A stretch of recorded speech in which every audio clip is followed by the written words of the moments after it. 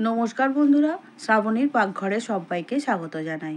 আজকে আমি বানাচ্ছি প্লাস্টিক চাটনি পেঁপে দিয়ে। একটা বড় সাইজের পেঁপে নিয়েছি, খুব ভালো করে ধুয়ে পরিষ্কার করে নিচ্ছি, নিয়ে ছোট ছোট করে টুকরো করে কেটে নিচ্ছি। তাহলে চলো শুরু করে ফেলি। প্রথমেই একটা কড়ার মধ্যে 2 বাটির মতো জল নিয়েছি আর দিয়ে দিলাম পরিমাণ অনুযায়ী চিনি। যেহেতু চাটনি বানাবো সেই জন্য চিনির রস তো একটা বানাতেই হবে। চিনিটা খুব ভালো করে জলের সঙ্গে ফুটিয়ে নেব আর চিনিটা যতক্ষণ না গলে যায় ততক্ষণ এইভাবে ফুটতে দেব। আমার ভিডিও যদি ভালো লাগে লাইক শেয়ার সাবস্ক্রাইব করার অনুরোধ রইল। পাশে থাকা বেল বাটনটা অবশ্যই প্রেস করে দিও, যাতে নতুন যখন রেসিপি ছাড়বো সবার আগে তোমার কাছেই পৌঁছে যাব। চিনির রসটা ফুটে খুব ভালো ঘন ঘন হয়ে এসেছে।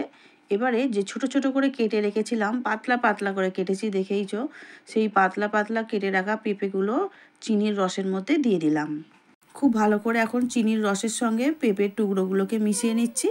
গ্যাসের জোরটা একটু কমিয়ে দিয়ে 5 মিনিট খুব ভালো করে পেঁপেগুলোকে সিদ্ধ করে নেব। 5 মিনিট পর ফিরে এলাম, ঢাকা খুলে খুব ভালো করে আরেকবার নাড়াচাড়া করে নিচ্ছি। দেখতেই পাচ্ছ, দেখেই মনে হচ্ছে কিন্তু পেঁপেগুলো খুব ভালো করে সিদ্ধ হয়ে গেছে।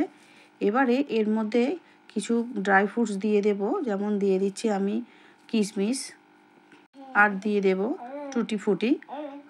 এগুলো দেখতে খুব ভালো হয় বলেই আমি দিলাম। তোমরা এখানে কাজু বা অন্য যে কোনো বাদাম দিতে পারো, তাতেও খেতে ভালো হবে। সব কিছু দিয়ে আবারও খুব ভালো করে একটু মিশিয়ে নিচ্ছি। আর দেখতেই পাচ্ছ অনেকটা ঘন হয়েই এসেছে। আর এই প্লাস্টিক চাটনির খুব একটা যে জুস থাকলে ভালো লাগবে তা নয়, একটু ঘন ঘন হয়ে গেলে তবেই খেতে ভালো লাগবে। এবারে দিয়ে দেব পাতিলেবুর রস। এখানে আমি একটা পাতিলেবুর রস বের করে রেখেছি, সেটা পুরোটাই দিয়ে দিচ্ছি। এই চাটনিতে এই লেবুর রস বা আদার রস দিলে খেতে খুবই ভালো হয়, সেই জন্য আমি দিলাম। আবারও খুব ভালো করে একটু নাড়াচাড়া করে নিচ্ছি। দেখতেই পাচ্ছ এবারে কিন্তু রেডি হয়েই গেছে আমাদের প্লাস্টিক চাটনি। এখন একটা সার্ভিং বোলের মধ্যে তুলে নিচ্ছি। তাহলে আজকের মতো আসছি, দেখা হবে আগামী ভিডিও নিয়ে। সবাই খুব ভালো থেকো আর সুস্থ থেকো। আমার ভিডিওটা সম্পূর্ণ দেখার জন্য অসংখ্য অসংখ্য ধন্যবাদ।